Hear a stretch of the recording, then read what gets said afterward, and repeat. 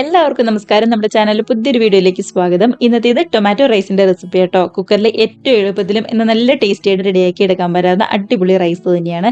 പ്രത്യേകിച്ച് ഒരു കറികളും തന്നെ വേണമെന്നില്ല നമ്മുടെ ഈ റൈസ് കഴിക്കാനായിട്ട്.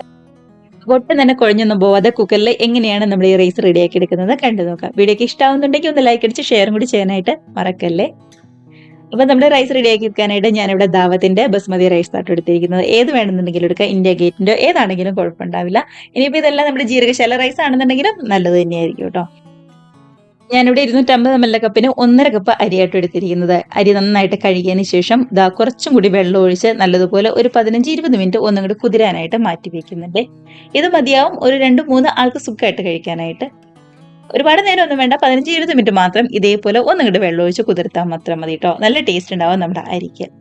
അപ്പോൾ ഇനിയിപ്പോൾ റെഡിയാക്കി എടുക്കാനായിട്ട് കുക്കറാണ് എടുത്തിരിക്കുന്നത്. ഞാനിവിടെ 5 ലിറ്ററിന്റെ കുക്കറായിട്ട് എടുത്തിരിക്കുന്നത്. ഇതിനകത്തേക്ക് ഒരു 3 ടേബിൾ സ്പൂണിന്റെ അടുത്തേക്ക് ഓയിലും അതേപോലെ തന്നെ ഒരേ ഒരു ടീസ്പൂൺ നെയ്യും കൂടി ചേർത്ത് കൊടുക്കുന്നുണ്ട്.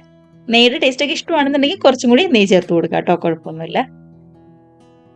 നന്നായിട്ട് ചൂടായിട്ട് വരുമ്പോൾ ഇതിലേക്ക് ഗ്രാമ്പൂ, ഏലക്ക, അതേപോലെ തന്നെ കറുകപ്പട്ട, ഒരു 4-5 നമ്മുടെ കുരുമുളകും കൂടി ചേർത്ത് കൊടുക്കുന്നുണ്ട്. ഒരു ചെറിയൊരു ബേ ലീഫും കൂടി ഇതേപോലെ അങ്ങോട്ട് ചേർത്ത് കൊടുക്കാം. ഇത്രയും മാത്രം മതി സ്പൈസസ് ആയിട്ട്. ഇനി ഇതെല്ലാം കൂടി നന്നായിട്ട് തന്നെ ഒന്നും കൂടി ചൂടായിട്ട് വരുമ്പോൾ മീഡിയം സൈസുള്ള ഒരു സവാളയാണ് നീളത്തിൽ തീരെ കനം കുറച്ചിട്ട് പൊടിയായിട്ട് കട്ട് ചെയ്തിരിക്കുന്നത്. അതും കൂടി ചേർത്ത് കൊടുക്കാവേ. നന്നായിട്ട് ഇളക്കി ആ സവാളയുടെ പച്ചമണം പതുക്കെ ഒന്നും കൂടെ മാറി വരുമ്പോൾ ഒരേ ഒരു ടീസ്പൂൺ ഇഞ്ചി വെളുത്തുള്ളി പേസ്റ്റ് കൂടി ചേർത്ത് കൊടുക്കാം. പേസ്റ്റോ അല്ലാന്നുണ്ടെങ്കിൽ ഇതേപോലെ നന്നായിട്ട് ചതച്ചെടുത്താണെന്നുണ്ടെങ്കിലും കുഴപ്പമുണ്ടാവില്ല കേട്ടോ. കണ്ടോ, ഇളക്കി ഇതേപോലെ പച്ചമണമൊക്കെ പതുക്കെ ഒന്നും കൂടെ മാറി വന്നതിന് ശേഷം ഇതിലേക്ക് 2 തണ്ട് കറിവേപ്പിലയും അതേപോലെ തന്നെ നന്നായിട്ട് പഴുത്ത 4 തക്കാളി ചെറുതായിട്ട് കട്ട് ചെയ്തും കൂടി ചേർത്ത് കൊടുക്കുന്നുണ്ട്. തക്കാളി എടുക്കുമ്പോൾ ഒരുപാട് അങ്ങോട്ട് പച്ച തക്കാളി എടുക്കരുത് കേട്ടോ. ഇതേപോലെ പഴുത്ത തക്കാളി തന്നെ എടുക്കുക. ചെറിയൊരു പിടി മല്ലിയിലയും കൂടി ചേർത്ത് കൊടുക്കാം. ഇതെല്ലാം കൂടി ഇളക്കി തക്കാളിയുടെ ആ പച്ചമണം പതുക്കെ ഒന്ന് മാറി നന്നായിട്ട് തന്നെ ഒന്നും കൂടെ വാടി വന്നാൽ മാത്രം മതി. ഒരുപാട് അങ്ങോട്ട് വെന്ത് കുഴഞ്ഞൊന്നും പോകണ്ട കേട്ടോ. കണ്ടോ, ഇതേപോലെ പതുക്കെ തക്കാളി ഒന്നും കൂടെ വാടി വരുമ്പോൾ ഇതിലേക്ക് പൊടികളൊക്കെ ചേർത്ത് കൊടുക്കാം. പൊടികളായിട്ട് നമ്മുടെ മഞ്ഞപ്പൊടിയും അതേപോലെ തന്നെ മുളക് പൊടിയും ഗരം മസാലയാണ് ചേർത്ത് കൊടുക്കുന്നത്. മഞ്ഞപ്പൊടി ഒരു 1/2 ടീസ്പൂൺ മാത്രം ചേർത്താൽ മതി. മുളക് പൊടി എടുക്കുമ്പോൾ കുറച്ച് എരിവുള്ള മുളക് പൊടിയും അതേപോലെ തന്നെ കാശ്മീരി റെഡ് ചില്ലിയും കൂടി മിക്സ് ചെയ്ത് കേട്ടോ. 1 ടീസ്പൂൺ എടുത്തിട്ടുണ്ട്.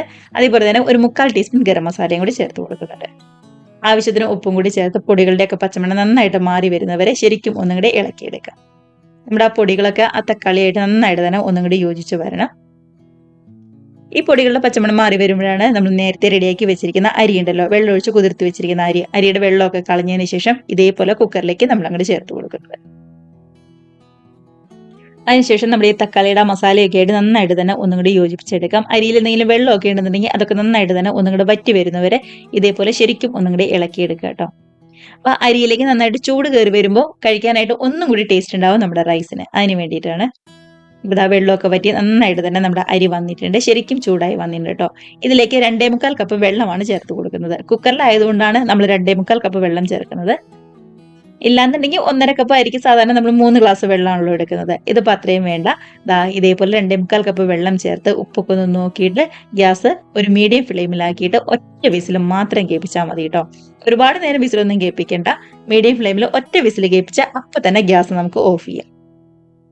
അതിനുശേഷം ഒരു 4-5 മിനിറ്റിന് ശേഷം ബാക്കി വിസിലും ഇതേപോലെ ഇങ്ങോട്ട് പൊക്കിക്കളയാം കേട്ടോ.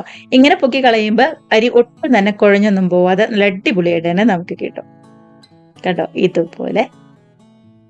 അപ്പൊ ഇത്രയേ ഉള്ളൂ. ഇനിയിപ്പോൾ വലിയ ചൂടൊക്കെ ഒന്ന് ആറിക്കഴിയുമ്പോൾ ഒന്നങ്ങോട്ട് മിക്സ് ചെയ്തിട്ട് നമുക്ക് സെർവ് ചെയ്ത് കഴിക്കാവുന്നതേ ഉള്ളൂ.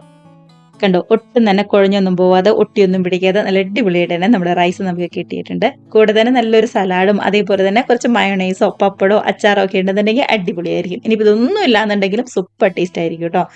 രാവിലെ റെഡിയാക്കി എടുക്കാനാണെന്നുണ്ടെങ്കിലും നല്ല എളുപ്പമാണ്. അതേപോലെ തന്നെ ലഞ്ച് ബോക്സിലൊക്കെ കൊടുത്തു വിടാനൊക്കെ ആണെന്നുണ്ടെങ്കിലും അടിപൊളിയല്ലേ. അപ്പോൾ എല്ലാവരും ട്രൈ ചെയ്ത് നോക്കി കമന്റ്സ് ഒക്കെ മറക്കാതെ അറിയിക്കുക. വീഡിയോക്ക് ഇഷ്ടമായിട്ടുണ്ടെങ്കിൽ ഒന്ന് ലൈക്ക് അടിച്ച് ഷെയറും കൂടി ചെയ്യാനും, ആദ്യമായിട്ട് നമ്മുടെ ചാനൽ ആരെങ്കിലും കാണുന്നവരുണ്ടെങ്കിൽ റെസിപ്പിക്ക് ഇഷ്ടമായിട്ടുണ്ടെങ്കിൽ ഒന്ന് സബ്സ്ക്രൈബ് കൂടി ചെയ്യാനായിട്ട് മറക്കല്ലേ. അപ്പോൾ നമുക്ക് ഇതേപോലുള്ള പുതിയ പുതിയ നല്ല അടിപൊളി വീഡിയോസ് റെസിപ്പീസ് ഒക്കെ ആയിട്ട് വീണ്ടും കാണാം. അതുവരെ എല്ലാവരും നല്ല ഹാപ്പി ആയിട്ട് ഹെൽത്തി ആയിട്ട് സേഫ് ആയിട്ടിരിക്കുക. ബൈ.